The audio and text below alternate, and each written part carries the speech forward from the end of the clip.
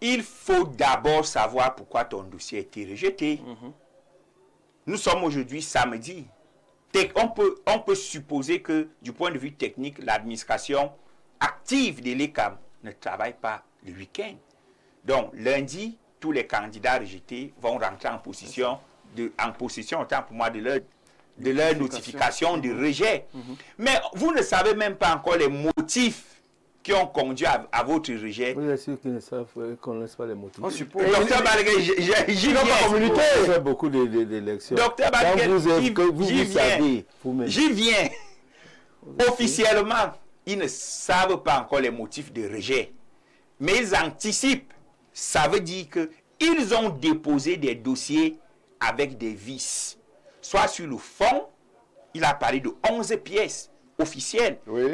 Certains hommes politiques avaient déjà anticipé en disant tel dossier, telle pièce est irrégulière parce qu'elle a été signée dans un commissariat au lieu d'être signée dans une sous-préfecture. Il y a des éléments de fond, il y a des éléments de forme.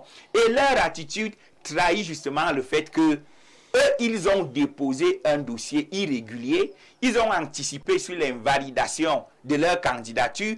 Parce que je le dis depuis des mois, Stéphane, il y a des acteurs qui ne veulent pas que l'élection se tienne. Il y a des acteurs qui veulent le chaos. Et ils chauffent les populations, ils fanatisent leurs militants parce qu'eux ne sont pas dans la logique du chaos. Dans la logique de l'élection, ils sont dans la logique du chaos. C'est la raison pour laquelle le docteur Balaguer tout à l'heure parlait de la promotion de l'image du Cameroun en tant qu'homme politique. Oui. Je le félicite pour cela.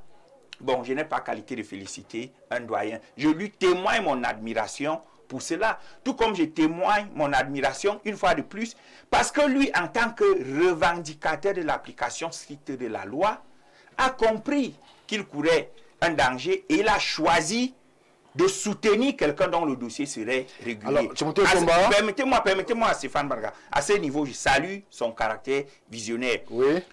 Un homme politique, autant qu'un officiel administratif, doit défendre l'image du Cameroun. Celui qui va appeler qu'il y ait 50 morts au Cameroun, comme il y a eu au Sénégal, au point où les Sénégalais se sont sentis obligés de l'interpeller. Est-ce qu'il est encore dans la logique de promotion de l'image du Cameroun? Non. Ça veut dire quoi? L'action aujourd'hui des forces de l'ordre mobilisées par le ministère de l'administration territoriale n'est pas le commencement. Elle est la réaction. Et n'étant pas en possession de tous les indicateurs qui permettent de déployer les forces publiques, moi je ne peux pas juger.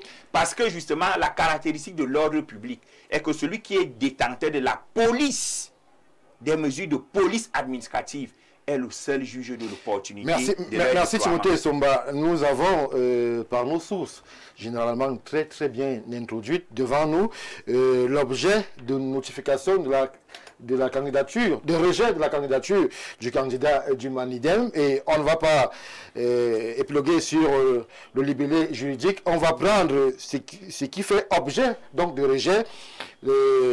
L'objet, c'est tout simplement, Madame Bofolo, la pluralité d'investiture par le Manidem. Donc voilà la raison officielle pour laquelle la candidature du Manidem version Maurice Kamto a été rejetée.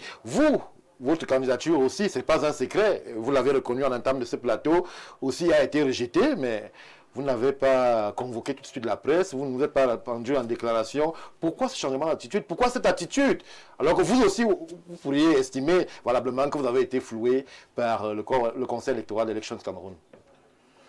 Vous savez, chacun a ses valeurs qu'il défend. Oui. Oui, il y en a qui aiment faire le bruit. Il y en a qui savent prendre du temps pour encaisser, pour réfléchir, pour planifier. En ce qui me concerne, dans toute action en tant que présidente d'un parti politique, je porte toujours le souci de la préservation des vies. Oui. Préserver l'ordre public. Même lorsqu'il viendrait ou alors je me retrouverais face à un abus, il y a des façons de revendiquer.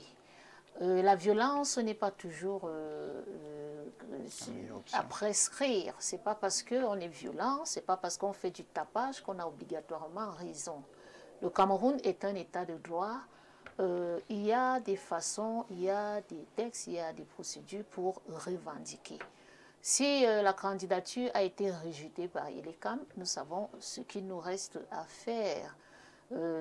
L'heure n'est pas à convoquer. Vous appelez au calme. Ou alors, Oui, vous préférez faire confiance aux institutions de la République en allant du côté du Conseil constitutionnel? Vous savez, nous tous, nous avons déploré certaines irrégularités pour ce qui est du code électoral. Oui. Nous avons jeté des pierres sur ELECAM. Sur cette base, je pense que si nous avons accepté néanmoins de déposer nos candidatures, ça veut dire que nous leur avons accordé un minimum de confiance, sachant que ils allaient réagir comme ci ou comme ça. Nous avons le devoir de nous soumettre tout d'abord. Et par la suite, s'il faille revendiquer, que nous le fassions de la plus belle des manières. Oui. Parce que nous avons un peuple en face de nous, un peuple qui a soif du changement, un peuple qui revendique, un peuple qui réclame, un peuple qui fustige. Et je ne pense pas que dans ce combat, nous devons adopter la même attitude que ceux que ceux à qui nous faisons des reproches. Ce que vous fustigez. Oui, donc il faut adopter une belle posture, une bonne manière de revendiquer. Merci, Madame Moufolo. Je vais prendre l'avis du docteur Jean-Moïse Mbok après avoir relayé une contribution parmi celles qui nous arrivent à foison.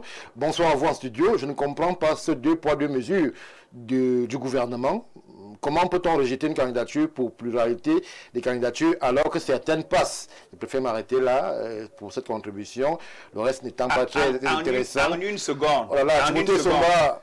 Dans ma logique toujours de crever l'abcès, Léon Télé-Onana n'a pas déposé sa candidature au Conseil constitutionnel. Rien que pour cela, au RDPC, il n'y a pas pluralité de candidature. Merci. Jean-Maurice Mbok, la question, votre vision sur cette impression, selon certains, de 2 poids 2 mesures, d'autres qui avaient un peu le même geste.